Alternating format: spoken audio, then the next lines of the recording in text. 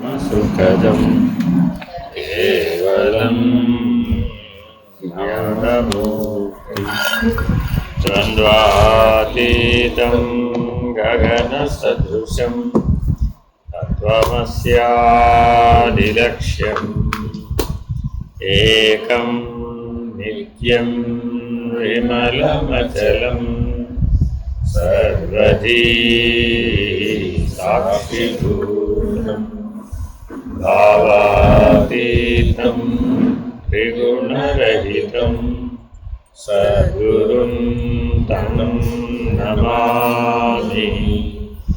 నమో బ్రహ్మాదిభ్యో బ్రహ్మ విద్యా సంప్రదాయేభ్యో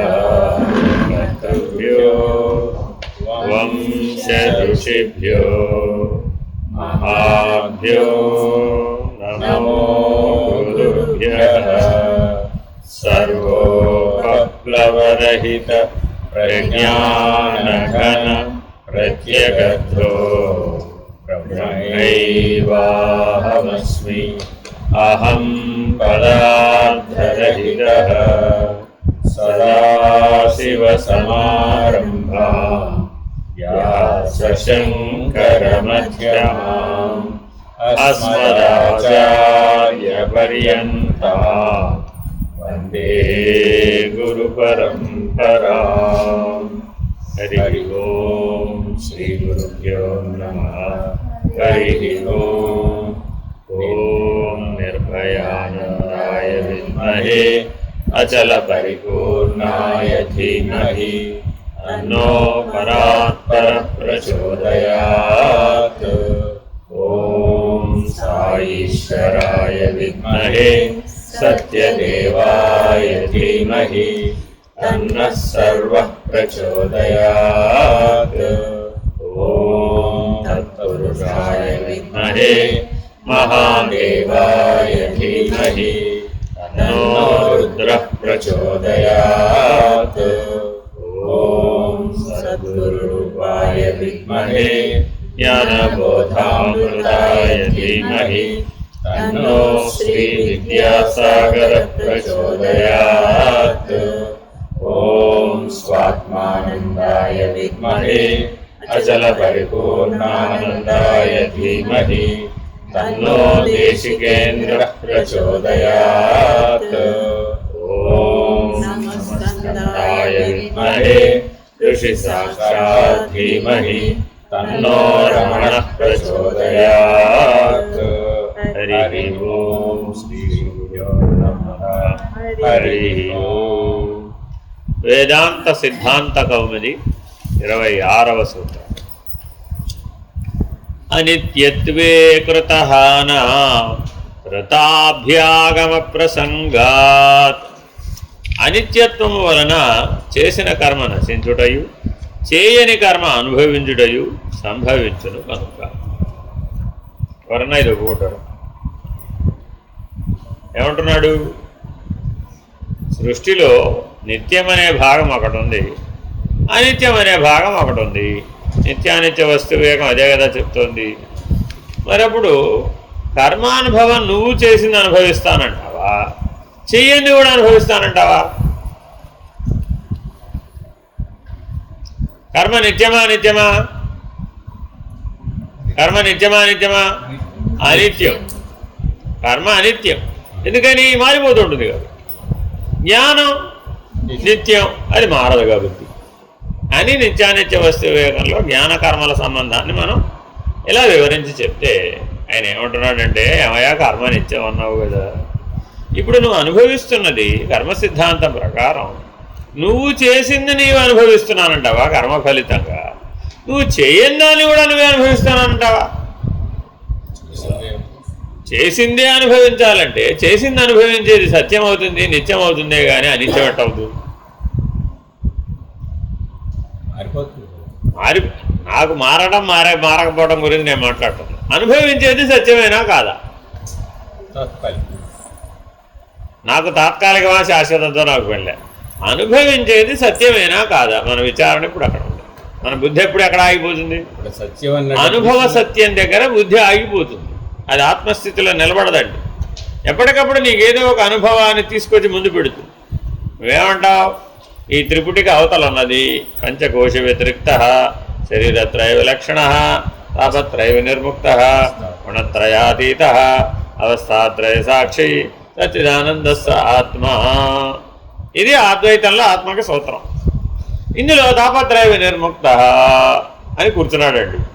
నడుం లాగుతోంది నీకు అటు. కాసేపు నువ్వే స్పందించలేదు, లాగితే లాగలేదు, నాకెరిగి నేను స్పందించను. దోమలు కొడుతున్నాయి చూసుకో అటు. ఆధ్యాత్మిక తాపాన్ని గుర్తు చేస్తుంది. రెండోసారి ఏం చేసింది? అది భౌతిక తాపాన్ని గుర్తు చేసింది. తర్వాత ఏం చేసింది? చలిగా ఉంది, కాస్త దుప్పటి కప్పుకోవచ్చు, లేదంటే పైన ఫ్యాన్ తీయచ్చు, లేదంటే ఏసీ తీయచ్చు, అప్పుడు సరిగ్గా కూర్చోవచ్చు.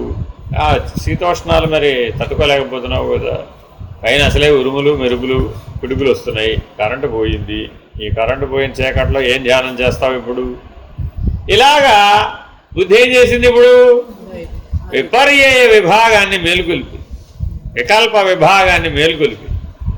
మరి ఇప్పుడు దీన్ని ఓడించడం ఎట్లాగా? ఇప్పుడు ఆ కరెంటు పోవడానికి, ఆ పిడుగులు వానలు వగైరాలు పడడానికి నువ్వు కారణమేనంటావా? కాదు కదా. నువ్వు చేసిన కర్మేనంటావా దానివల్ల వచ్చిన ఫలితం? కాదు కదా. మరి ఇప్పుడు నువ్వు చెయ్యని వాటన్నిటికీ నువ్వు తాపత్రయ రూపంలో అనుభవిస్తున్నావుగా. ఇంతకుముందు చేసిన దానివల్ల ఇప్పుడు అనుభవిస్తుంది. అది నువ్వు స్వకర్మకైతే సరే, ఇది స్వకర్మ కాదుగా. అది దైవిక తాపం, స్వకీయ కర్మైన కర్మ కాదుగా. అది దైవిక తాపం, ప్రకృతి యొక్క ప్రకోపం. మరి ప్రకృతిలో వచ్చిన మార్పులకి నీ కర్మ కారణం కాదు కదా, నీవు కారణం కాదు కదా. నువ్వు కారణమని ఒప్పుకుంటే తప్ప అది నీ కర్మ విభాగంలోకి రాదు. కానీ ప్రకృతిలో వస్తున్న మార్పులు కూడా అందరినీ తాపానికి గురి చేయట్లేదు. అందరి సంగతిగా లేదు. నువ్వు దేవుడు ఇద్దరే ఉన్నారయ్యా బాబు, మళ్ళీ ఇంకోటి ఎవడో వాణి తెచ్చావంటే మళ్ళీ ఇంకా తగాదా పెరిగిపోతుంది. జీవుల మధ్య అనేకత పెరిగిపోవడంప్పుడు స్వగత భేదం పెరిగిపోయినప్పుడు మనం ప్రస్తుతం బుద్ధి మనని ఎప్పటికప్పుడు ఏమి గుర్తు చేస్తూ ఉంటుందంటే, నీ అనుభవ సత్యాన్ని నీ ఎదురుకుండా పెట్టి నీవు తస్మాత్ బుద్ధేస్తూ ఆత్మని అననివ్వకుండా చేస్తుంది. ఎందుకని? బుద్ధి ఆత్మానుసారినిగా ఉండకపోతే దానికి రెండో ఆప్షన్ ఏమిటి? బుద్ధి కర్మానుసారిణి. అంతే. కర్మఫలం ఏమిటి? తాపత్రయం. కర్మ ఫలితం అంటే ఏమిటంటే తాపత్రయమే, వేరే ఇంకేమి లేదు. అది దైవికం కావచ్చు, అది ఆధ్యాత్మికం కావచ్చు, అది ఆది భౌతికం కావచ్చు. అందుకని భగవానుడు భగవద్గీతలో ఏం చెప్పాడు? ఎవరికైతే ప్రతి కర్మకి ఏది ఆది దైవికమో, ఏది ఆది భౌతికమో, ఏది ఆధ్యాత్మికమో అనేటటువంటి జ్ఞానం ఉంటుందో వాడే తాపత్రయాలను దాటగలుగుతాడు. లేకపోతే వాడు తాపత్రయాలను దాటలేడు, కర్మఫలాసక్తిని అధిగమించలేడు, నిష్కామ కర్మయోగి కాలేడు, నైష్కర్మ్య సిద్ధిని అందలేడు. కాబట్టి మనకు ఏది ఆధ్యాత్మికమో, ఏది ఆది దైవికమో, ఏది ఆది భౌతికమో తెలియాలా అక్కర్లేదా? తెలియాలి. అవి గుర్తించాలంటే బుద్ధిని వాడాలా అక్కర్లేదా?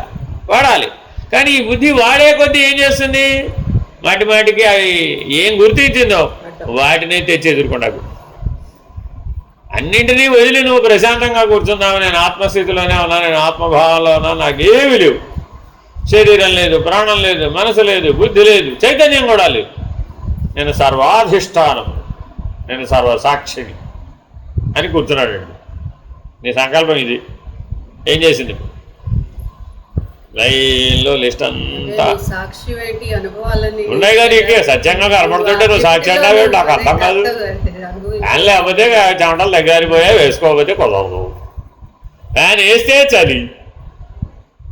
చూడండి, అటు ఉష్ణాన్ని తట్టుకోలేడు, ఇటు శీతలాన్ని తట్టుకోలేడు. ఈ లోపల దాహం. ఇదంతా ఆలోచించేటప్పటికి లోపల తాపం పెరిగి ముందు లేచి మంచినీళ్ళు తాగిరా, అప్పుడు నీకు కాస్త స్థిమితంగా ఉంటావు. ఇంకేమైంది? ఇప్పుడు సరే వెళ్ళి దాహాన్ని ఇప్పుడు కమండలం పక్కన పెట్టుకుని, అందుకని పూర్వం అన్నీ పక్కనే పెట్టుకునేవాడు. లేకుండా మంచినీళ్ళు తాగాడు, మళ్ళీ పక్కన పెట్టాడు. కాసేపు అయ్యేటప్పటికి వెళ్ళిరా లఘుశంక పోసిన తర్వాత మనం విసర్జించాలి.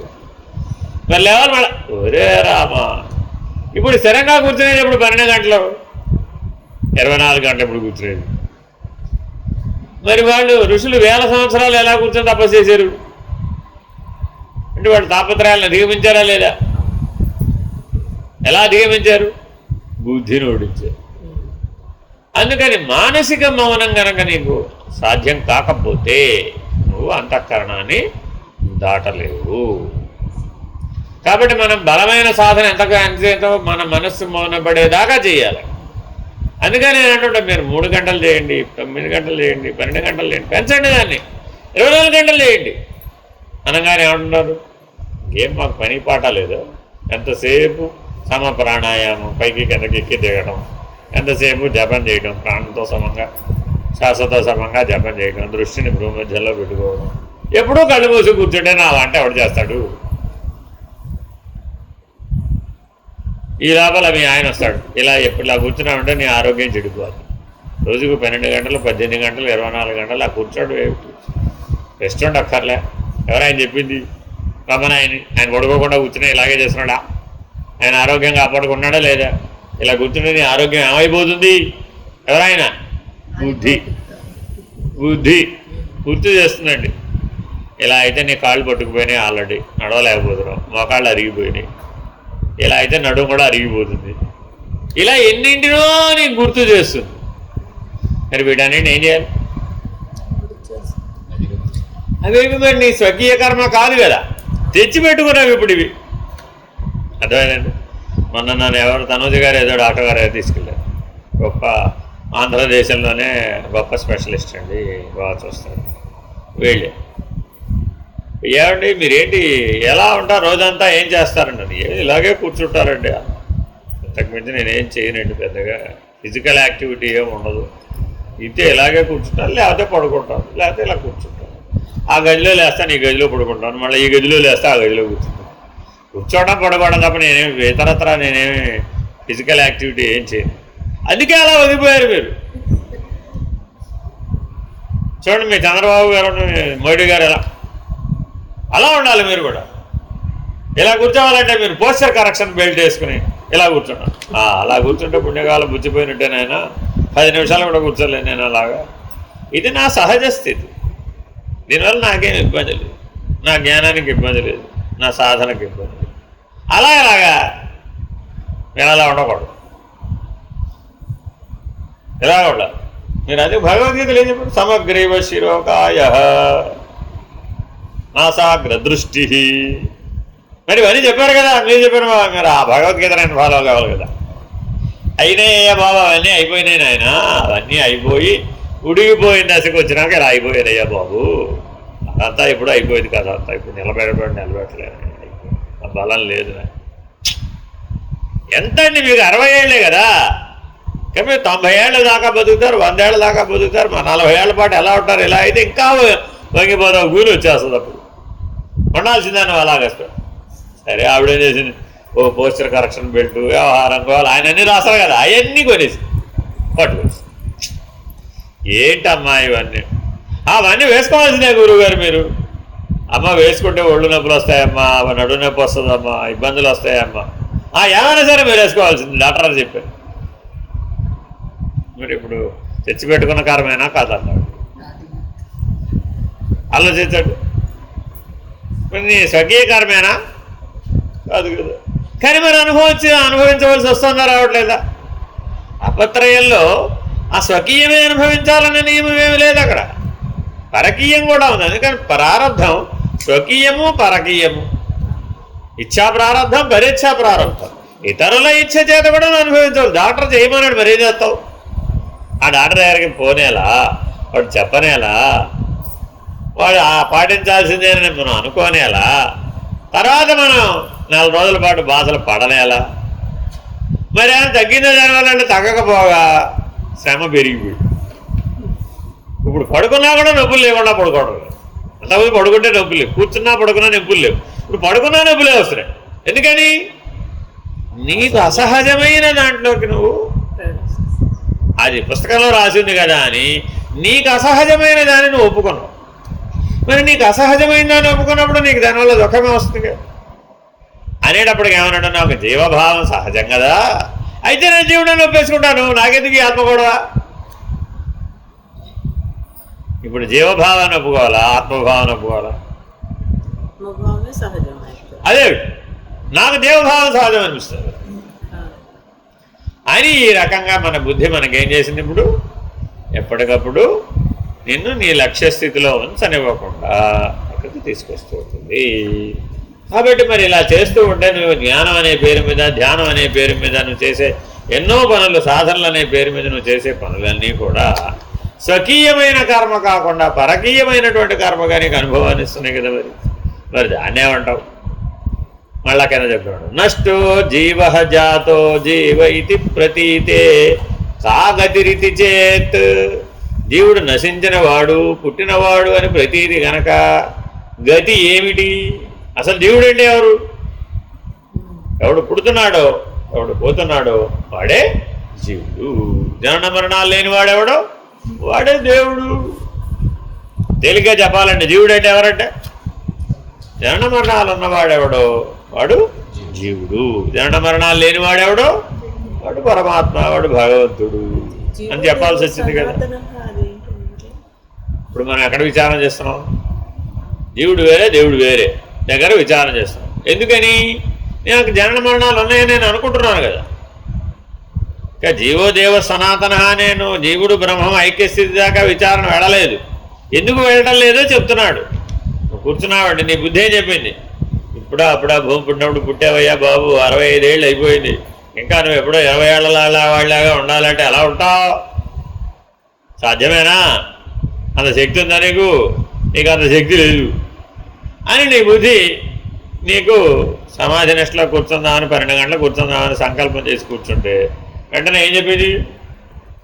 ఎప్పుడు పుట్టావు అనుకుంటున్నావు నువ్వు? ఎప్పుడో భూమి పుట్టినప్పుడు పుట్టావు, 65 ఏళ్ళు అయిపోయింది అని గుర్తు చేస్తుంది. నీ వయసుని గుర్తు చేసేప్పటికి ఏమైపోయింది? అయిపోయింది. ఇంకా మహా ఉంటే ఎంత ఉంటావు? 5ో 10ో ఉంటావు. దానికోసం ఇప్పుడు ఎందుకు వచ్చిన గోల? ఉన్నదాంతో సర్దుకోవయ్యా బాబు. ఇప్పుడు లేనిపోని గొడవ ఇదంతా ఎందుకు? ఉన్నదాంతో సర్దుకో చాలు. ఇప్పుడు అయ్యే పని కాదు, సత్య పని కాదు, నాకు తెలిసి అర్థమైపోయిందిలే. ఇదంతా చెప్తున్నావు, చదువుతున్నావు, కానీ ఇదంతా ఈ జన్మలో అయ్యేది కాదు అని లోపల ఏం చేశాడు జీవుడు? జనన మరణాలను ఒప్పుకుని తన యొక్క సహజమైనటువంటి ఆత్మధర్మాన్ని జీవధర్మంగా మార్చేశాడు. ఎవరు మార్చుకున్నారు ఇప్పుడు? వాడే. మరి ఆ జీవధర్మాన్ని ఒప్పుకోవడం అజ్ఞానం కదా. అది నేను ఎవరు ఒప్పుకోమన్నారా? నేను గెలవలేకపోతున్నానండి, నేను ఓడిపోతున్నాను, నా ముందు నేనే ఓడిపోతున్నాను. ఎవరెవరిని గెలవాలి? నువ్వే గెలవాలి. దేంతో గెలవాలి? రూపజ్ఞానంతో, వ్యవహార జ్ఞానాన్ని గెలవాలి. వేరే మార్గం లేదు, ఎంత వరకు చేసైనా సరే. కాబట్టి దానికి సహాయం ఎవరు? శాస్త్రము, గురువు, అనుభవం.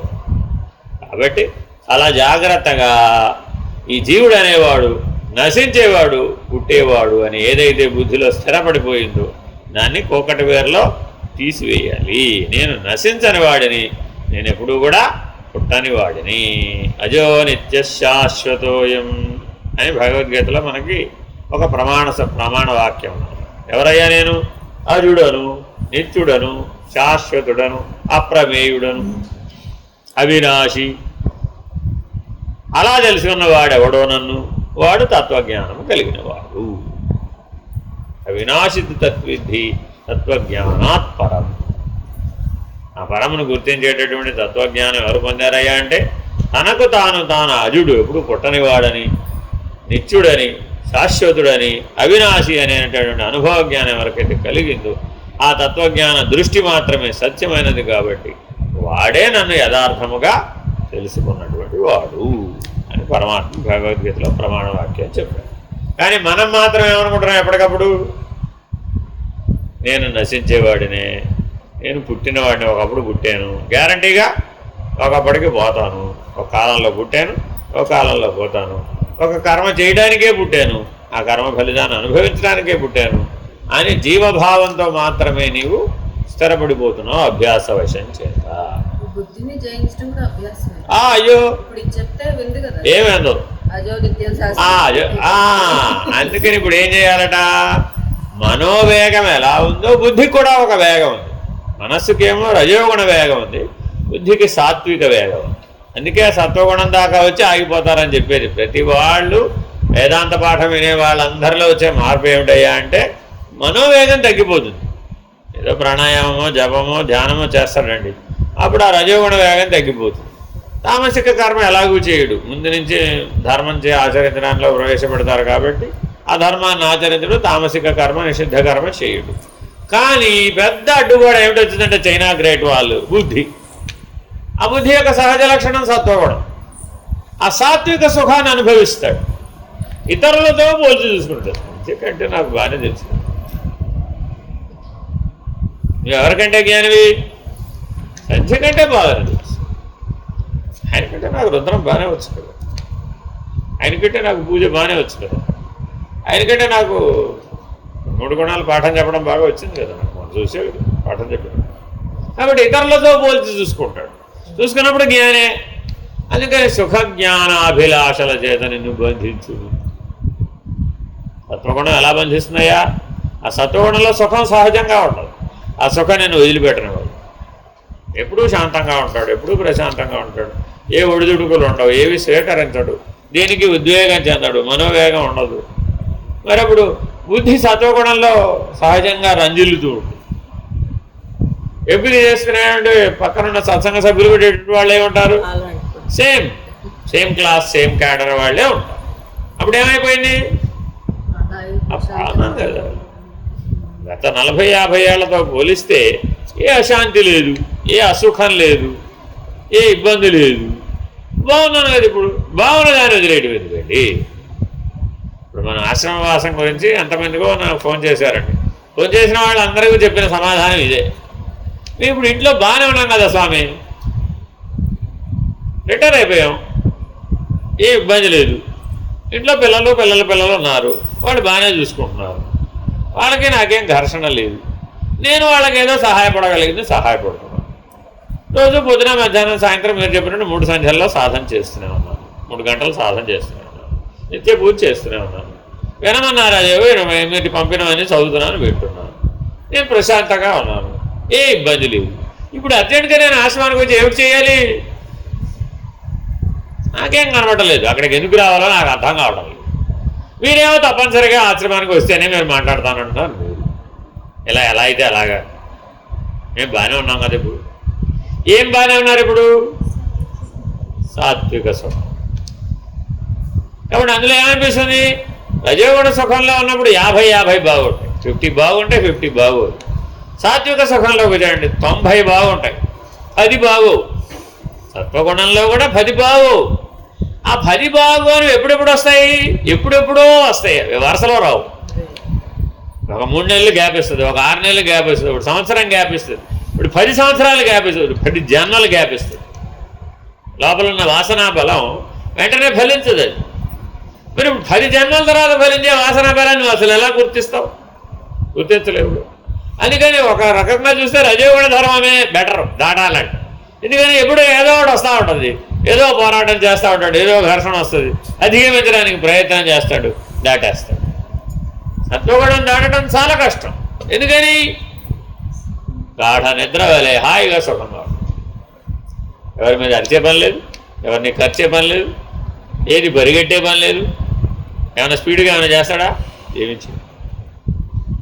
అర్థమైందా? ఇప్పుడు మన వాళ్ళందరూ ధ్యానం చేసేవాళ్ళు ఉన్నారండి, వాళ్ళ ఆయన అక్కడెక్కడో హాల్లో కూర్చొని పిలిచాడు అనుకోండి, అంటుంది ఈవిడ ఎప్పుడు లేస్తుందో ఎప్పుడు వెళ్తుందో ఆయనకి తెలియదు, ఈవిడికి తెలియదు. ఇంకా అప్పుడు ఆయన పిలవడం మానేస్తారు కదా, ఏం చేస్తాడు? ఇవాళకి ఈవిడ రాజులే ఎలాగో మనమే ఆ పని చేసుకున్నాంలే అని ఆ ఇంట్లో ఉన్న సభ్యులతో వాళ్ళే వాళ్ళ పని వాళ్ళు చేస్తారు. ఓహో, వాళ్ళ పని వాళ్ళు చేసి మనకే పని మనం హాయిగా కలుస్తున్నాం. అప్పుడేమై సాత్విక సుఖం అనుభవించడం లేదా? లేకపోతే అంతసేపు ఎలా కూర్చున్నావయ్యా? కూర్చోలేవు. 6 గంటలు నిద్ర ఎలా పోతున్నావు? ఆ నిద్రలో సుఖం ఉంది కాబట్టి. 6 గంటలు ధ్యానం ఎలా చేస్తున్నావు? ఆ ధ్యానంలో సుఖం ఉంది కాబట్టి. సుఖం లేకపోతే చేసి చూద్దాం. జగద్గురు గారి దగ్గరికి వెళ్ళాము సరే, నిర్మలానందనాథ్ గారు ఏదో అడిగారు. ఆయన ఏదో ఎవరో అడిగారు, అడిగితే ఆయన ఏమన్నారంటే, please keep on hot plate and do meditation by sitting on it. Then you will understand what is time. Then you will understand what is karma. Then you will understand what is suffering. Then you be at that stage whatever you want. ఆత్మే అంటావో, బ్రహ్మే అంటావో, దేవుడే అంటావో, ఈశ్వరుడు అంటావో, ఏదో అనుకుంటూ కూర్చో, కానీ నాకు ఎక్కడ కూర్చోవాలి నువ్వు? వేడిగా కాలుతున్న పెనం మీద కూర్చుని ఈ మాటలు చెప్తే నేను ఒప్పుకుంటాను. హాయిగా డన్లప్ బెడ్ వేసుకుని సుఖంగా ఆసనం ఏర్పాటు చేసుకుని ఫ్యాన్ వేసుకుని ఏసీ వేసుకుని నాకు కావాల్సిన ఏర్పాట్లు అన్నీ చేసుకుని గంటక మండలాలు పక్కన పెట్టుకుని లేవాల్సిన అగత్యాలు లేకుండా చూసుకుని అన్నీ అనువుగా ఏర్పాటు చేసుకుని నేను 12 గంటలు ధ్యానం చేశానంటే ఇట్స్ మీనింగ్లెస్ అంటారు ఆయన. ఆలోచించి చూడండి ఆయన చెప్పిన ఐడియా. ఇలా కూడా ఉన్నాయి, ఇలాంటి ధ్యానాలు కూడా ఉన్నాయండు. అంటే తనకు తానే పరీక్షలు పెట్టుకుంటాడు అనమాట. మధ్యంజన భావన మండలంలో ఎర్రటి ఎండలో హనుమంతాసనం వేసి పైకి చూస్తూ త్రాటగా ధ్యానం చేసేవాళ్ళు ఉన్నారు. ఎందుకని ఈ ధ్యానమే ధ్యానం అండి, ఇది ధ్యానం కాదట. చెట్టుకి వృక్షాసనం వేసి వంటికాయల మీద నిలబడి బటన వేల మీద నిలబడి తల కిందకి కాళ్ళు పైకి పెట్టి చెట్టు కొమ్మకు వేలాడి అలా చేయి ధ్యానం. భైరవ ధ్యానం, భైరవి సాధనలు ఇలాంటివి ఎన్నో ఉంటాయండి. అదేనండి భైరవి బ్రాహ్మణి రామకృష్ణ గారు ఎన్నో ఇట్లాంటి సాధనలు చేయొచ్చు. కింద మంట పెడతారండి, కింద మంట పెట్టి పైనుంచి చెట్టుకి తలకిందులుగా వేలాడమంటారండి. ఈ సెగ తగులుతూ ఉంటుంది అన్నమాట. ఆయన తలకిందులుగా వేలాడాలి. అప్పుడు పరమాత్మను గుర్తు చేసుకుని ధ్యానం చేయాలి. ఇవన్నీ కొంపతీసి ఇంటికి వెళ్ళి చేసేవు, అడ్డంగా పడిపోతారు అంతే. ఇవేవి మనం ప్రాక్టీస్ చేయడానికి పనికి వచ్చేవి కావు. ఇవేవి ఆలోచించి చూడండి. ఇవేవి ఆచరణకు అనుచితం కదా. ఇవన్నీ సాధ్యపడదు. ఇదంతా అందరికీ సాధ్యపడదు అసలు. రోకానొకరు ఉంటారు, వాళ్ళు అదే జీవితంగా ఉన్న వాళ్ళ కోసం. కాబట్టి గృహస్థికి కొన్ని సాధనలు మాత్రమే చెప్పబడ్డాయి, అన్నీ చెప్పబడలేదు. అలాగే సన్యాసి కూడా కొన్ని సాధనలే చెప్పబడ్డాయి. ఇవన్నీ వైపరీత్య సాధనలు. ఈ విపరీత సాధనలు సాధించాను అందులో అహం వస్తుంది. ఇక్కడ సమస్య ఎక్కడ వస్తుందంటే ఇవి చేయొచ్చు కానీ అందులో ఏమిటి వచ్చేస్తుంది? అహం వచ్చేస్తుంది. మళ్ళీ రజోగుణ ధర్మం, మళ్ళీ తమోగుణ ధర్మం వచ్చాయి, మళ్ళీ సాత్వికం పోయింది. రజో రాగాత్మకం విద్ధి కృష్ణాసంగ సముద్భవం సన్నిభదనాదికం తేయ కర్మ సంగేణ దేహినం. అలా సాధన చేసి చేసి ఆయన ఏదో జ్ఞానాన్ని పొందాడు అనుకోండి. ఆయన దగ్గరకు నువ్వు వెళ్ళాడు, గురువుగారు నాకేమైనా చెప్పండి, నాలాగా నువ్వు కూడా తలకిందులుగా వెళ్ళాడు. ఆయన ఏ మార్గంలో సంపాదించాడో నీకు అదే మార్గాన్ని చెప్తాడు. తప్పే ఉంది అందులో, ఇదేనా కాదు? మరి అప్పుడు ఆయన ఆ గుణధర్మంతో సాధన చేశాడు. రజోగుణం జ్ఞానానికి పనికిరాదని ఏం చెప్పలేదు. కానీ కర్మ సముద్భవం, ఎప్పటికప్పుడు కర్మ పునరుత్పత్తి జరిగిపోతా ఉంటుంది, పునరావృత్తి జరిగిపోతా ఉంటుంది.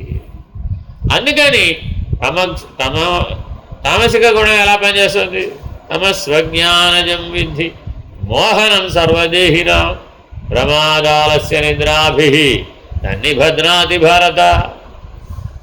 ఏమండి నిద్ర దాటలేవా? తమో గుణం రాడు ఆయన. మన వాళ్ళందరికీ ఇప్పుడు ధ్యానం చేసే వాళ్ళందరికీ ప్రాబ్లం ఏంటి? నిద్ర. ఎందువలన?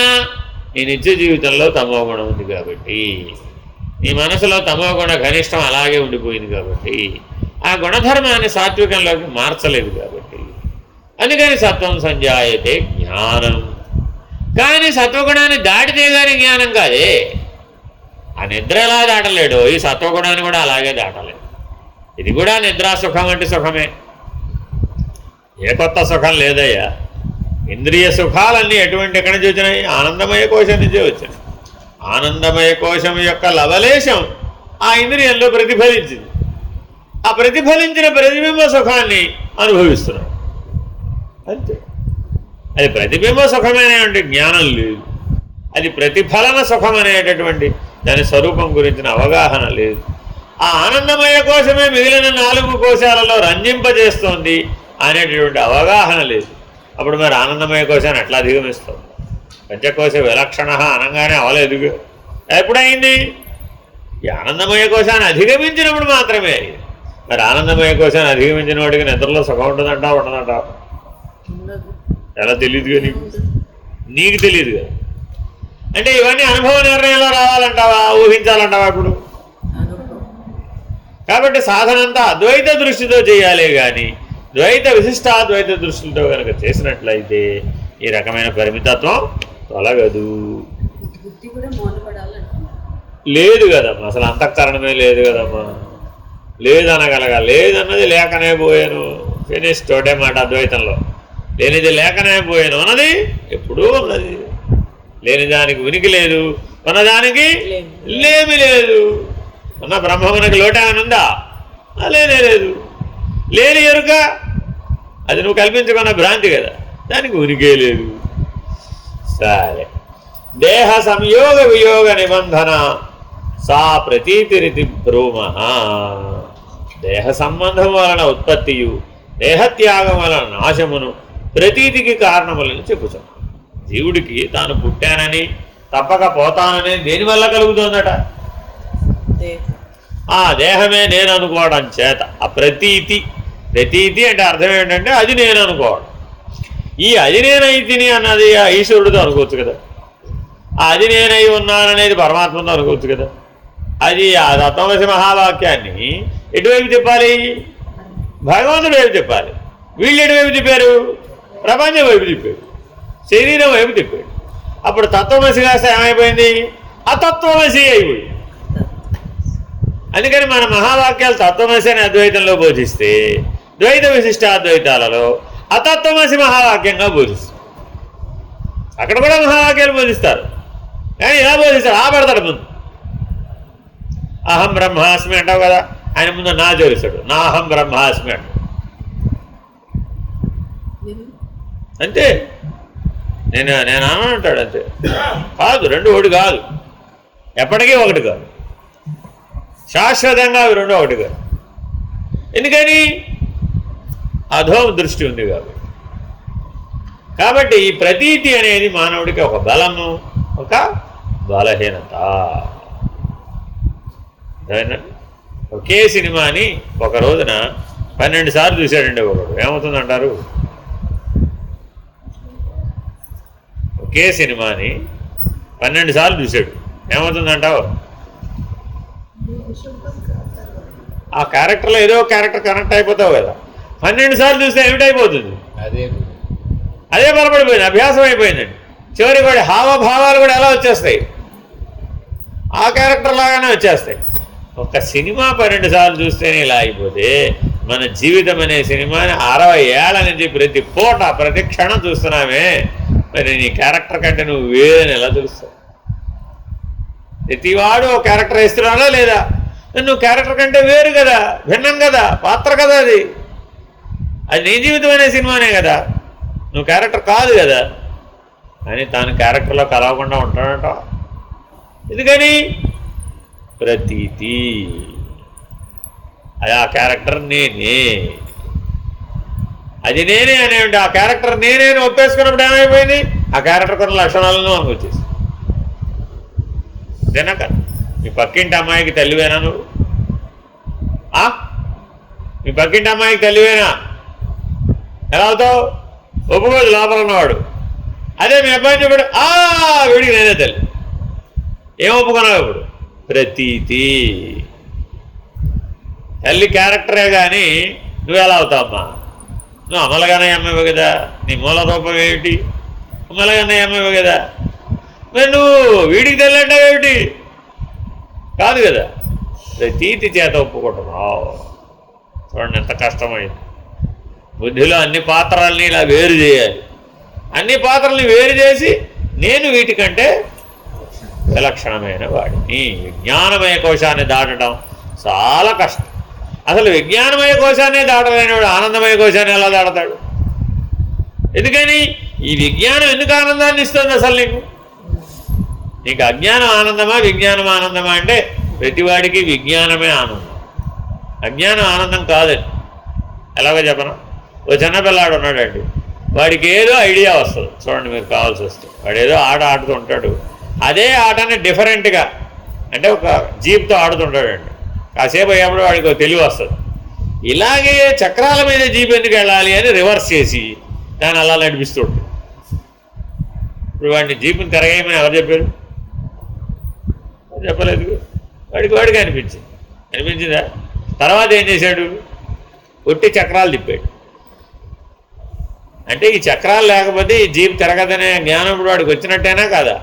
తర్వాత ఏం చేశారంటే చక్రాలన్నీ ఓడబెట్టిస్తాడు. మీరు చూసుకోండి. ఇప్పుడు ఇవన్నీ చేయమని వాడికి ఎవరు చెప్పారు? వాడికే స్ఫురించింది, అంతేనా కాదా? ఆ జ్ఞానం, ఆ కర్మ ఉందా లేదా ఇప్పుడు అక్కడ ప్రతీతి విజ్ఞానమయ కోశంలో ప్రతీతి చెందింది. ఇప్పుడు ఏం చేశాడు, అన్నీ ఓడబీకైతే తెచ్చి వాళ్ళ అమ్మకో ఇచ్చేసి వాడు వెళ్ళి వేరే బొమ్మలు. ఇప్పుడు వీళ్ళేం చేయమని వీళ్ళు చేస్తారని వాడికి ఎలా తెలుసు? ప్రతీతి ప్రతీతి ప్రతీతి. ఆ బొమ్మలో ప్రతీతి చెందాడు, విరమించాడు. విరమించగానే ఆ బొమ్మ వాడికి వృధా అయిపోయింది. ఈవిడేం చేసింది, ఓహో వీడన్నీ ఓడపికేసడం మళ్ళీ పెట్టిస్తే ఆడుకుంటాడని మళ్ళీ పెట్టించింది. ఈ ఆ బొమ్మతో ఆడాడు వాడు. ఎందుకని దాని సంగతి అర్థమైపోయింది. ఏ పేక అన్నీ ఏ పాటకు ఆ పాట పేక వేసాడు కాబట్టి ఓహో ఇందులో ఏమీ లేదు అని తెలిసింది. ఇందులో ఏమీ లేదని తెలియగానే ఆ బొమ్మ సుఖాన్ని ఇవ్వడం మానేసి, ఆ ఆట సుఖాన్ని ఇవ్వడం మానేసి. సుఖం లేకపోతే ఆ బొమ్మతో ఆటండి. మీరు చూడండి, కావాల్సి వస్తే ఎప్పుడో మళ్ళీ ఆ బొమ్మ దాచేసి మీరు ఒక 6 నెలలు ఆగో సంవత్సరం ఆగో మళ్ళీ ఇచ్చారనుకోండి, అప్పుడు మళ్ళీ కొత్త అనుకుని ఆడతారు దాన్ని. అది దాన్ని ఎప్పుడు ప్రతీతి ఎప్పుడు ఎట్టి చేస్తున్నాడు, ఇప్పుడు నూతనత్వం వైపే చేస్తున్నాడు. ఆ నూతనత్వాన్ని అనేకత్వంలో వెతుకుతున్నాడు. ఈ ఆట ఎప్పుడు ఆపేసావు మరి? ఆపలేదు. అలాగే ఆ బొమ్మతో ఎలా అయితే సంబంధపడుతున్నావో ఈ బొమ్మతో కూడా సంబంధపడుతున్నావు. అది ప్రతీతి అయితే ఇది ప్రతీతే, అది ప్రతిబింబ సుఖమైతే ఇది ప్రతిబింబ సుఖమే. మరి విజ్ఞానమయ కోశపు ఆట ఎప్పుడు ఆడావు, ఎప్పుడు మానేవు? గాఢ నిద్ర వస్తే తప్ప ఈ విజ్ఞానమయ కోశానికి విశ్రాంతి లేదు. మెలకువ కళలో ఆట సాగుతూనే ఉంది. కళలో ఆట ఆడుతున్నది ఎవరు? విజ్ఞానమయ కోశమే, మనోమయ కోశమే, ఆనందమయ కోశమే. అక్కడ మిగిలిన 2 నిమిత్త మాత్రం. అన్నమయ కోశం, ప్రాణమయ కోశం నిమిత్త మాత్రం. మరి పంచకోశ విలక్షణ అంటావే, అయ్యావేమిటి? ఎప్పుడయ్యావు? ఈ విజ్ఞానమయ కోశపు ఆటను ఆపిన నాడే అది వీలయ్యింది. మనోనాశం సిద్ధించిన నాడే అది వీలయ్యింది. స్వరూపజ్ఞాన సిద్ధి కలిగిన నాడే అది వీలయ్యింది. లేకపోతే భావన మాత్రమే తప్ప అది సత్యత్వానికి రాలేదు. మనం పంచకోశ విచారణ ఎప్పుడు చేసాం? 25 ఏళ్ళు అయింది, 30 ఏళ్ళు అయింది. మరి అప్పటి నుంచి చేస్తున్న ఈ పంచకోశ విచారణ ఏమైపోయింది? నువ్వు విరమించలేదు కదా, నివృత్తి మార్గంలో జీవించలేదు కదా, జ్ఞాన మార్గం నావే కానీ నివృత్తి చేయలేదు కదా, వెనక్కి సేకరించలేదు కదా. వెనక్కి తీసుకుంటే కదా సాధ్యమయ్యేది, లేకపోతే అవ్వదు కదా. మరి వెనక్కి తీసుకున్నప్పుడు కదా నువ్వు దాన్ని గ్రహించగలిగేది. కాబట్టి పంచకోశ విలక్షణ అంటే ఏమిటయ్యా అంటే తప్పక విజ్ఞానమయ కోశాన్ని, ఆనందమయ కోశాన్ని అధిగమించడం రావాలి. నివృత్తి మార్గం ద్వారా అధిగమించడం రావాలి. ప్రవృత్తిలో ఎంతకాలం అయితే ఉంటాడో అప్పుడు ఈ విజ్ఞానమయ కోశాన్ని, ఆనందమయ కోశాన్ని దాటలేడు. ఆ ప్రతీతి కొనసాగుతూనే ఉంటుంది. ఈ అద్దంలో కాదు ఇంకో అద్దంలో ప్రతిబింబిస్తాడు, ఆ అద్దంలో కాదు మరో దాంట్లో ప్రతిబింబిస్తాడు. ఈ జగత్తులో ఎన్నో నానాత్వం అనేకం ఉంది. అనేకత్వంలో ప్రతి దాంట్లోనూ ప్రతిబింబించాడు.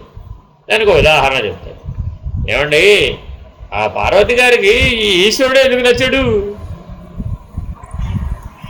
ప్రపంచంలో చాలామంది ఉన్నారు కదా, 33 కోట్ల దేవతలు ఉన్నారు కదా, ఈ పార్వతి గారికి ఈ ఈశ్వరుడు ఎందుకు నచ్చాడండి? ఏం చెప్తావు సమాధానం? ఏం చెప్తావు సమాధానం? ఈశ్వరుని యందు తనను తాను దర్శించుకున్నదట పార్వతి. మిగిలిన ఎవరిలో చూసినా కూడా ఆవిడ కనపడలేదు, వాడు భిన్నంగా కనపడతాడు. ఈశ్వరుని చూడగానే ఈయన నాకంటే వేరు కాదు అనే అభేద దర్శనాన్ని పొందిందట. అందువలన ఆవిడ ఈశ్వరుని పెళ్లి చేసుకుంది. జీవుడికి ఏం కనపడింది? తనకంటే భిన్నంగా కనపడాలి. ఈ వస్తువు ఎందుకు ప్రతీతి జరిగినప్పుడు ఏం ప్రతిబింబం బింబం కంటే వేరు కదా. అలా వేరుగా చూసినప్పుడు ఏమైపోయింది? జీవుడైపోయాడు. కానీ పార్వతీదేవి ఎలా చూసిందట ఈశ్వరుణ్ణి? అభేద దర్శనం, అనన్య దర్శనంతో చూసింది. అందువల్ల ఈయనే నాకు భర్త అని నిశ్చయంగా చెప్పేసినట్టు తండ్రి. మరి ఇప్పుడు మనట పెళ్లి చేసుకున్నాం, ఏ దర్శనంతో పెళ్లి చేసుకుంటున్నారు మరి మీరు? అప్పుడు ప్రతీతే కదా. విజ్ఞానమయ కోశమో ఆనందమయ కోశమో మనోమయ కోశమో ఏదో చెప్పిందండి నీకు. ఈయనతో ఉంటే బాగుంటుంది, ఈవిడితో ఉంటే బాగుంటుంది. ఆ బాగోవడం అనేది ఎందులో అనుభవం? పంచకోశ వ్యతిరిక్త కాదు కదా. ఆనందమయ కోశం అనే లిమిట్ని దాటలేదు కదా. దానికి అభేదము అనన్యంలో బాగుంటుంది బాగోలేదన్నవి లేవు కదా. మెరుపులు బాగుంటాయా పిడుగులు బాగుంటాయా అని అడిగితే ఏం చెప్తావు? మెరుపులు బాగుంటాయా పిడుగులు బాగుంటాయా? బాగోడానికి అందులో ఏముంది కనుక మెరుపుకి పిడుగుకి బాగోడానికి ఏమి లేదండి బాబు. అదేమిటి? మెరుపులు పిడుగులు వస్తే ఎంత బాగుంటుందో మన మీద కూడా పడితే ఇంకా బాగుంటుంది కదా అన్నాం అనుకోండి. ఎవరైనా ఏమంటారు? ఏమయ్యా పిడుగు ఎవరైనా నీ మీద పడాలనుకుంటాడు, పక్కన పడాలనుకుంటాడు, కానీ తన మీద పడాలనుకుంటాడు. ఎందుకని? ప్రతీతి. ఈ దేహభ్రాంతి అనే ప్రతీతి నిన్ను అనుక్షణం ఎక్కడికి లాక్కొస్తుందండి? పంచకోశాలలోకే పరిమితింపచేస్తుంది. కాబట్టి దేహాభిమాన రహితుడు ఎవడైతే ఉన్నాడో వాడే దీన్ని అధిగమించగలుగుతాడు. వాడికి దేహం యొక్క సంయోగ వియోగాలతో వాడికి ఏం పని? వాడికి దేహం ఉన్నా పడిపోయినా రెండు సమానమే. ఎందుకని దాని మీద నేనేం ఆధారపడలేను కాబట్టి, నా మీదే దేహం ఆధారపడింది కాబట్టి. ఏది సత్యం? ఇప్పుడు నీ మీద దేహం ఆధారపడిందా? దేహం మీద నువ్వు ఆధారపడున్నావా? దేహం మీదే నేను ఆధారపడనున్నవాడు అన్నవాడు జీవుడు. నేను ఆధారపడి లేనన్నవాడు దేవుడు. సరే, 29వ సూత్రం అన్యథా. ఇప్పుడు మంచి సూత్రం అండి ఇది, జీవితం అంతా గుర్తుపెట్టుకోవాలి. నజాయతే మ్రియతే వా కదాచిన్నాయం భూత్వా భవితా వా నభూయః. ఈ ఉపనిషద్వాక్యం చాలా విలువైన వాక్యం. ఇది భగవద్గీతలో కూడా ఉంటుంది. కానీ ఇది ద్వైతానికి పనికి వస్తుంది, విశిష్టాద్వైతానికి పనికి వస్తుంది, అద్వైతానికి పనికి వస్తుంది, అచలానికి కూడా పనికి వస్తుంది. 4 స్థాయిల్లోనే పనికి వస్తుంది. అందుకని ఈ ఉపనిషద్ వాక్యాన్ని మర్చిపోకు. నజాయతే మ్రియతే వా కదాచిన్నాయం భూత్వా న భవితా వా న భూయః. అటుల కానిచో ఒకప్పుడు నువ్వు జీవుడు పుట్టుట లేదు. నేను శరీరమే కాదు, నేను పంచకోశాలు కాదన్నాడండి. అప్పుడు ఒకప్పుడు పుట్టాడని చెప్పడానికి ఏమైనా ఆనవాలుద్దా? లేదు. చచ్చుట లేదు. పంచకోశాలే నేను కాదన్నప్పుడు మరణమే దేనికి రావాలి? ఇప్పుడు ఆ పంచకోశాల్లో దేనికో దానికి రావాలి.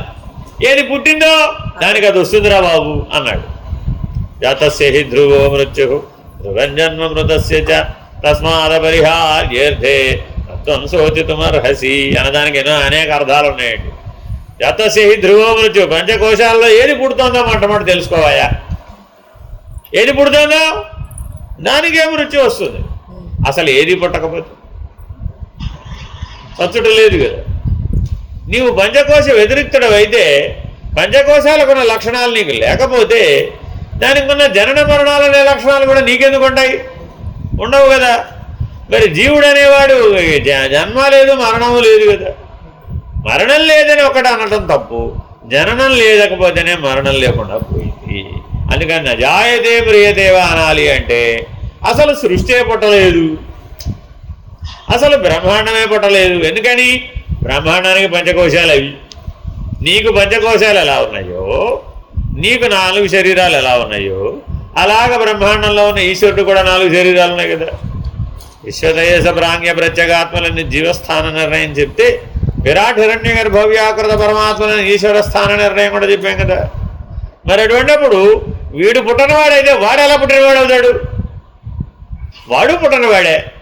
వాడు పుట్టనివాడైతే వాడి నుంచి సృష్టి ఎలా వ్యక్తమైందని అవ్యక్తానికి పోయిందని ఎలా చెప్తావు? పుట్టడం చచ్చడం అనేది వ్యక్తం అవ్యక్తం కదయ్యా. పుడితే వ్యక్తం, పోతే అవ్యక్తం. మరి నీవు వ్యక్తావ్యక్తములకు సాక్షివి కదా, అవతల ఉన్నవాడివి కదా, పరమైన వాడివి కదా. మరి బ్రహ్మణోర్ అవ్యక్త అన్నప్పుడు అవ్యక్తానికి అవతల ఉన్నది కదా బ్రహ్మం అంటే. మరి ఇక్కడ జీవుడు కూడా ఎలా ఉన్నాడు? ఇప్పుడు పంచకోశాలు అభివ్యక్తమై ఉన్నాయి కాబట్టి ఒకవేళ ప్రమాదం వస్తే దేనికి వస్తాయి? ఆ పంచకోశాలకు వస్తాయి, నీకెందుకు వస్తాయి? కాబట్టి జీవుడు పుట్టుట లేదు, చచ్చుట లేదు, కల్పాది ఎందును కల్పాంతమందును కూడా ఉన్నవాడని నిర్ణయించవలసి వచ్చింది.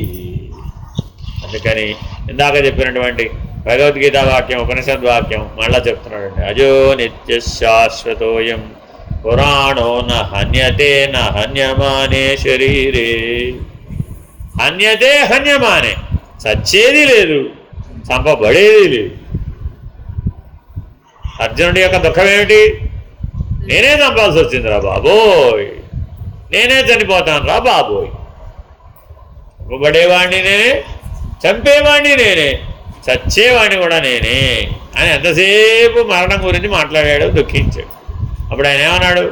నాయన, నీలో ఉన్న యథార్థ నేను ఏదైతే ఉందో, సత్య నేను ఏదైతే ఉందో, ఆత్మ నేను ఏదైతే ఉందో అది అజో నిత్య శాశ్వతోయం పురాణో న హన్యతే హన్యమానే శరీరే.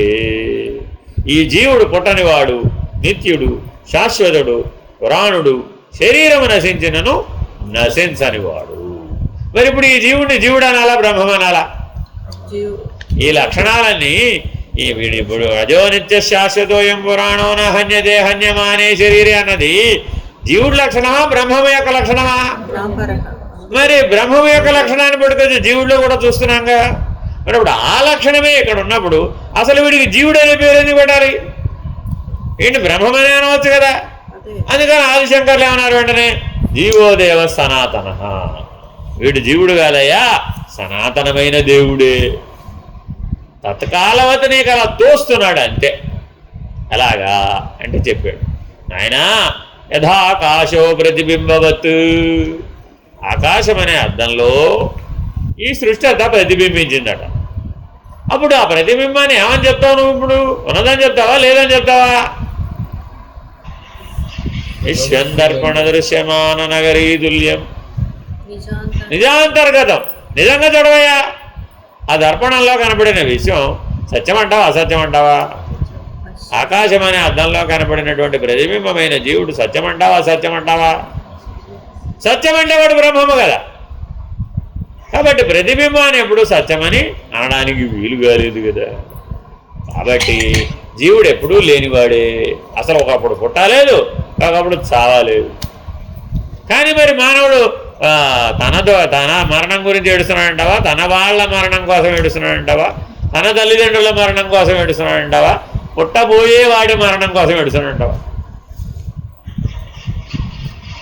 నువ్వు ఎవరి కోసం ఏడ్చినా అది అజ్ఞానమే. ఎందుకని? పుట్టనే లేదంటుంటే పుట్టినవాడి కోసం ఏడ్చానండి, పోయేవాడి కోసం ఏడ్చానండి, పుట్టబోయేవాడి కోసం ఏడ్చానండి అంటే అది మా అజ్ఞాన ఘనం కదా.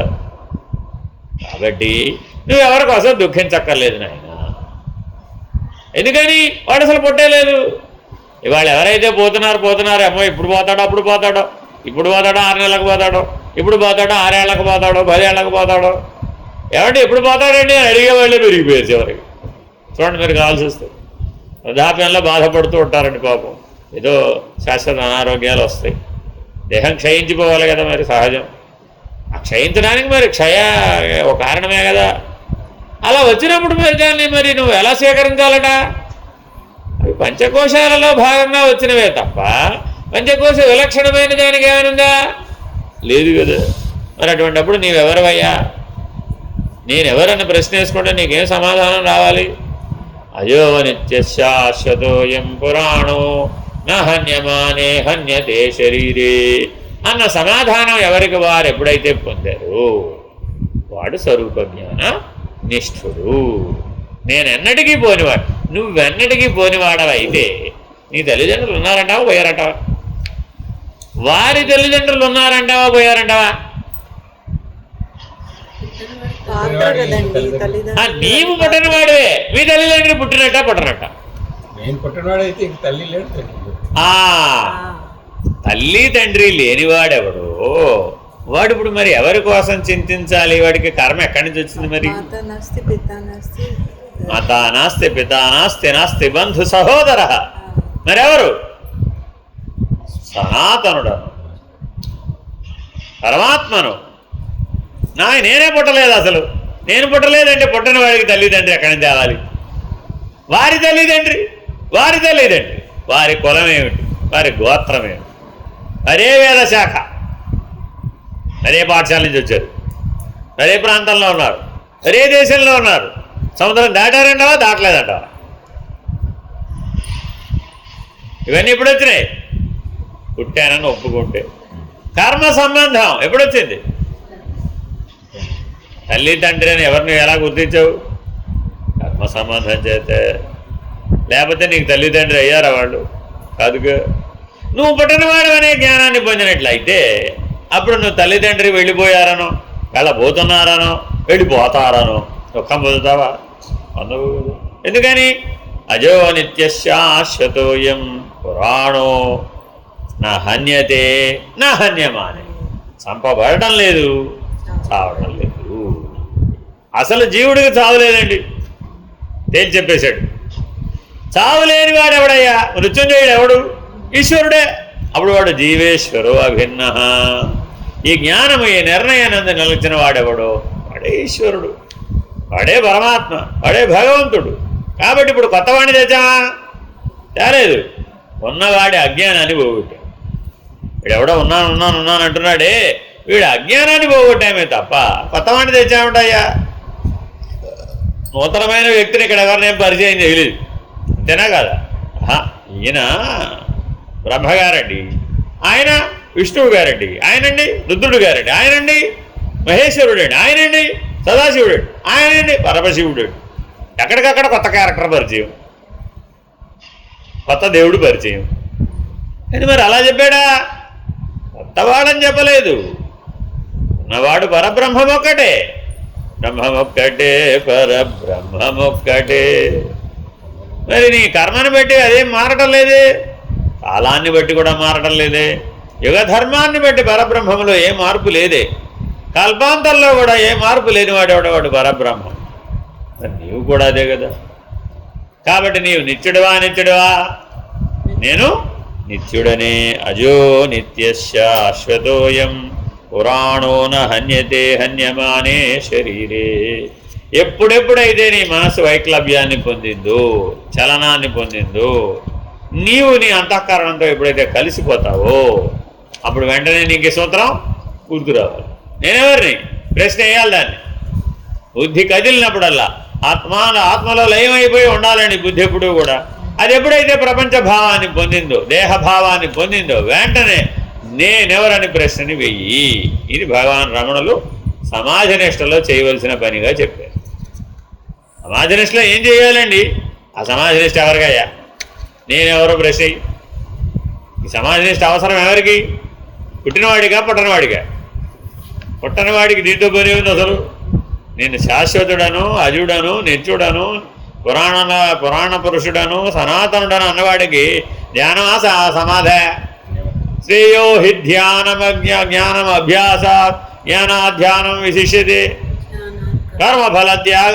ఎవరికండి? ఇవన్నీ పుట్టినవాడిగా పుట్టనవాడిగా? పుట్టినవాడిగా పుట్టనవాడిగా ముందే తెలుసు. అనుకున్నవాడు, భ్రాంతి చెందినవాడు. నేను పుట్టానన్న భ్రాంతి కలిగిన వాడికి ఆ భ్రాంతి నుంచి విడిపించడానికి జ్ఞానాలు, ధ్యానాలు. భ్రాంతి విడిచిన వాడికి జ్ఞానం లేదు, ధ్యానం లేదు. వాళ్ళందుకని ఏం చెప్పారు? ఏ సాధన నీకెందుకు, వేసానికి పనికిరాదు, వినుమాయ్య, నువ్వు పుట్టలేదురా నాయన. ఈ మాట పట్టుకున్నారు.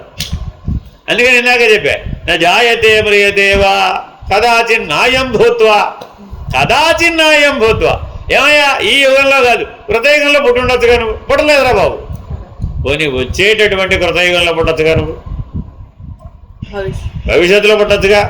నేను భవిష్యత్తులోనూ పుట్టను, గతంలోనూ పుట్టలేదు, వర్తమానంలో కూడా నేను పుట్టలేదు. కాలధర్మం నేను చెందని వాడిని. ఆ సూత్రం అందుకని చాలా విలువైనది. నజాయతే మ్రియతేవ కదాచిన్నాయం భూత్వ. ఈ కల్పంలో కాదండి బాబు, ఏ కల్పంలోనూ పుట్టలేదు. అసలు కల్పాలే లేవు, కాలమే లేదు. ఎంత ఖండితంగా ఖండిస్తాడు. అంత బలం మనలో ఉందా? అంత బలం మనలో ఉందా? ఇటు తిరిగితే నా వ్యవహారం అంతా ఏమైపోయిందో అయిపోయింది. తిరిగేటప్పటికి ఏమైపోయింది? కథ అంతా వచ్చేసింది.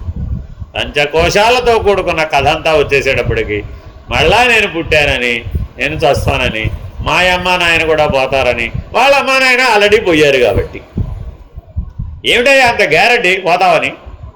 వాళ్ళ అమ్మ నాన్న పోయారు కదండి, మా అమ్మ నాన్న కూడా పోతారు. వాళ్ళు పోతే నేను పోనండి, వాళ్ళు పోతే నేను కూడా పోతాను. వాళ్ళకి నాకు సమవాయ లక్షణం కదా. ఏమిటి? పుట్టడం, పోవడం.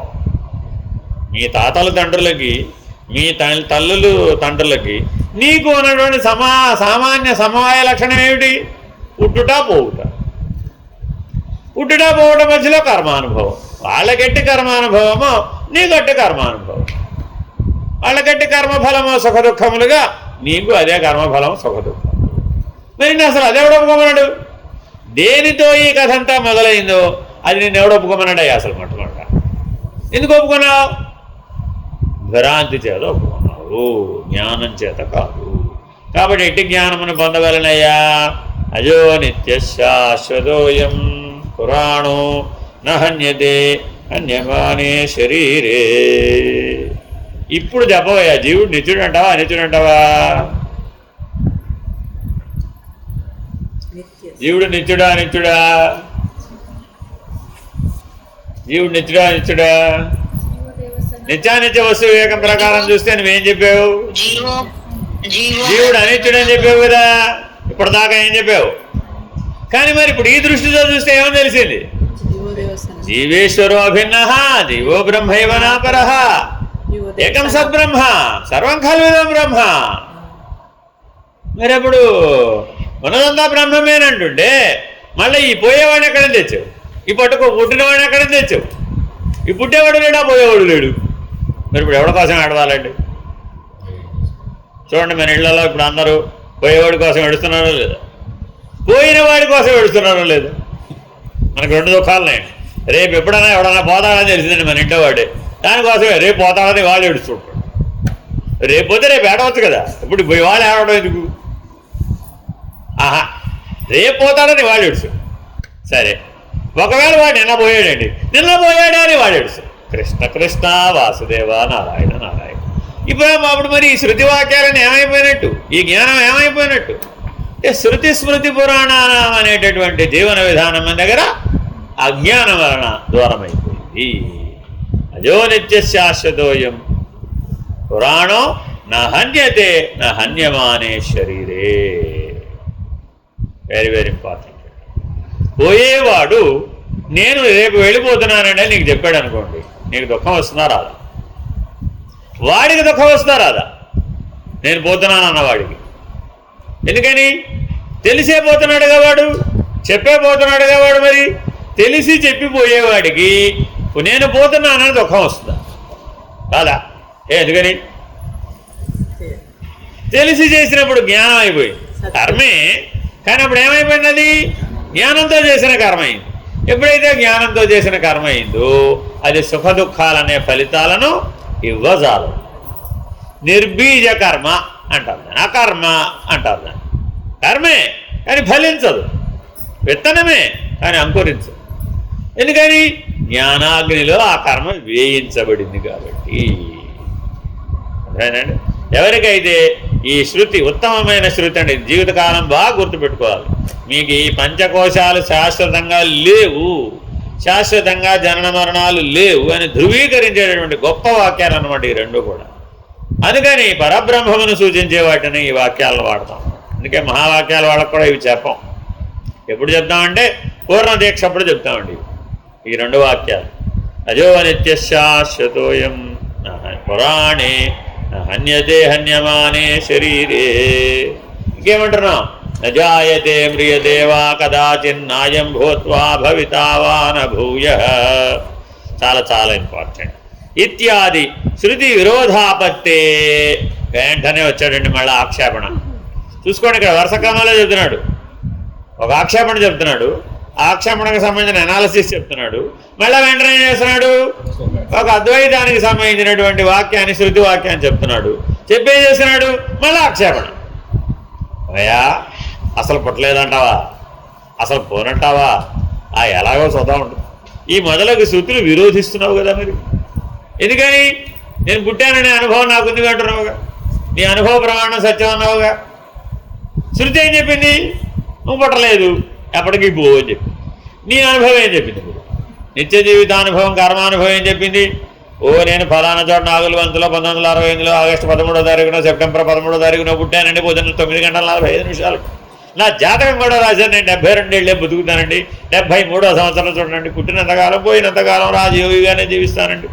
అదేమిటి? అఖండ రాజయోగం అలా జాతకంలో ఏమిటో రాసేస్తాడు ఆయన. ఇంకేమిటి గజకేసరి యోగం, ఆయన ఇష్టం ఏ యోగాలు అంటే ఆ యోగాలు అని పేరు రాసేసి అంతే. వారం వారం జ్యోతిషం, నెల నెల జ్యోతిషం, రోజు రోజు జ్యోతిషం చదువుకున్నాడండి. అప్పుడు ఎన్ని యోగాలు? మరి ఇప్పుడు ఇవన్నీ ఉన్నట్టా లేనట? ఇవన్నీ పుట్టినవాడి కోసం అంటావా, పుట్టనవాడి కోసం అంటావా? అదేమిటి రాజయోగాన్ని ఎవరిలో విడిచిపెడతారంటే అని అంటారు. ఎవరికి? అరే రా అజో నిత్య శాశ్వతోయం, నేను నిత్యుడను, శాశ్వతుడు, అసలు పుట్టనివాడని అన్నాడు. వాడి దగ్గరికి వెళ్ళి పరమాత్మకి, శ్రీకృష్ణ పరమాత్మకి అక్కడెక్కడ పుట్టాడు కదా, రేపల్లో చేరాడు కదా, చేరగానే అంద యశోదలు శ్రీకృష్ణుడు జాతకం రాయించారట. ఎవరికి రాయించారండి? కృష్ణ పరమాత్మకి జాతకం రాయించారు. ఫస్ట్ నామకరణం చేయాలి కదా. మరి నామకరణం చేయాలంటే మరి అప్పుడు ఏం పేరు లేదు. ఆయనేమో ఆ వసుదేవుడు తెచ్చి పెట్టాడే వెళ్ళిపోయాడు, కానీ ఆయన ఏమీ చెప్పలేదు, పెట్టలేదు. ఈవిడేమో కళ్ళు మూసుకొని నిద్రపోతుంది. తెల్లారు లేచేపటికి నా పిల్లాడు వీడే అనుకుంది, ఈవిడే యశోదమ్మ. అర్థమేనండి? మరి పుట్టిన పిల్లవాడికి ఏం చేయాలి? జాతక కర్మ చేయాలి కదా, షోడశ కర్మలు చేయించాలి కదా, మరి షోడశ సంస్కారాలు జరగాలి కదా. వెంటనే వాళ్ళ కులగురువుని పిలిచారు. పిలిచి మా వాడికి పేరు పెట్టండి, జాతక కర్మ చేయండి, జాతకం రాయండి అన్న. ఏం రాయాలి ఇప్పుడు ఆయన జాతకం?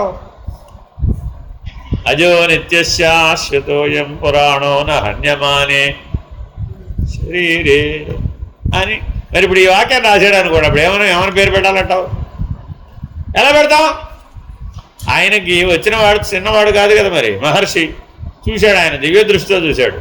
పరమాత్మ పుట్టాడు, పరమాత్మ శరీరధార అయ్యాడు. ఈయనకి నేను జాతకం రాయడు, నా జాతకమే ఆయన చేతిలో. మన జాతకాలను ఎవరి చేతిలో ఉన్నాయని పరమాత్మ చేతిలో ఉంటే ఆయన జాతకం రాయమని ఈయన పిలిచాం. మరి ఇప్పుడు భ్రాంతి కదా. అదే భ్రాంతి అని చెప్తే వీళ్ళు నమ్ముతారా? ఇవన్నీ చెప్పాడు అనుకోండి, నమ్ముతారా? ఎవరు నమ్మరు. మీ ఇంట్లో పుట్టిన పిల్లవాడు మహామహుడమ్మా, జగద్గురు అమ్మ, ఆయనకి ఇప్పుడు జాతకం రాయడం ఏమిటి? మన జాతకాలను ఆయన చెప్పాల్సిందే. ఇదే విషయం పరమాచార్య దగ్గర కూడా జరిగిందండి. పరమాచార్య పుట్టినప్పుడు ఆయన జాతకం రాయమని వాళ్ళు తల్లిదండ్రులు పిలిచారండి. రాస్తే అప్పుడు చూశాడు, సకల దైవీ గుణాలు కనబడుతున్నాయట. సకల దైవీ గుణాలు కనబడి ఈ పిల్లవాడికి మీరు అర్జెంటుగా ఒక పని చేయండి అన్నట్టు. జాతక సంగతి తర్వాత చూద్దాం, కానీ ముందు పని చేయాలండి అన్నట్టు. ఏమిటి అన్నారట?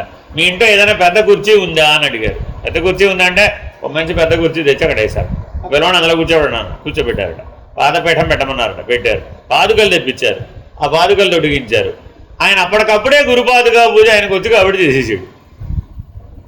ఇదేమిటండి? జాతకం రాయమంటే మా పిల్లాన్ని సింహాసనంలో కూర్చోబెట్టి పాదాల మీద మీరు సాష్టాంగ పడ్డారేంటి? తర్వాత ఇతని కాళ్ళని మనం అందుకోగలమో లేదో అని ఇప్పుడే దండం పెడుతున్నాం అన్నమాట. అదే విషయాన్ని పరమాత్మకి జాతకం రాయమని పిలిచిన మహర్షి కూడా ముందు పాద నమస్కారం పరమాత్మకి చేసి, నాయన నీ జాతకం నన్ను రాయమంటున్నాను, నాకు ఈ మహద్భాగ్యం ఇచ్చినందుకు ధన్యవాదాలు. కానీ ఇప్పుడు ఈయన ఏమని రాయాలి? అసలు ఏమన్నా రాయగలుగుతాడంట? అందుకని ఆయన ఏమి రాయలేదట. కృష్ణ పరమాత్మకి జాతకం రాయవయ్యా అంటే జాతక చక్రం వరకు అయితే వేశారట. కానీ ఇప్పటికే జాతక చక్రం ఉందండి జ్యోతిష్కుల దగ్గర. జాతక చక్రం అయితే వేశారు, కానీ దాన్ని నేరేషన్ రాయాలి అంటే వీలు కాదు. ఎందుకని? ఆయన అతీతుడు కాబట్టి. కాలధర్మానికి అతీతమైనటువంటి వాడికి, కాలధర్మానికి లోబడినటువంటి వాడి జీవన స్థితిగతులు ఎలా రాస్తాం? అందుకని పూర్వం చనిపోవడం అనేవారు కాదండి, కాలధర్మం చెందారని. మహామహులు వెళ్ళిపోతే చనిపోయారని అన్నారండి. ఎవరికైతే ఇప్పుడు మనం అధిష్టానం పెడుతున్నామో వాళ్ళని ఏమంటున్నాం? బ్రహ్మాండ ఐక్యం చెందారు, కాలధర్మం చెందారు, కాలస్వరూపులు అయిపోయారు. మరి కాలస్వరూపుడైన వాడు ఈశ్వరుడు కదా, భగవంతుడు కదా. అందుకని చాలా జాగ్రత్తగా ఈ శృతి వాక్యాలను నిత్య జీవితంలో అనుసంధానం జాగ్రత్తగా చేయాలి. ఏమిటా రెండు? అజో నిత్య శాశ్వతోయం పురాణో నహన్యతే హన్యమానే శరీరే. రెండవది నజాయతే మ్రియతే వా కదాచిన్నాయం భూత్వా భవితా వా న భూయః. హరి ఓం శ్రీ గురుభ్యో నమః. హరి ఓం. నారాయణ నారాయణ.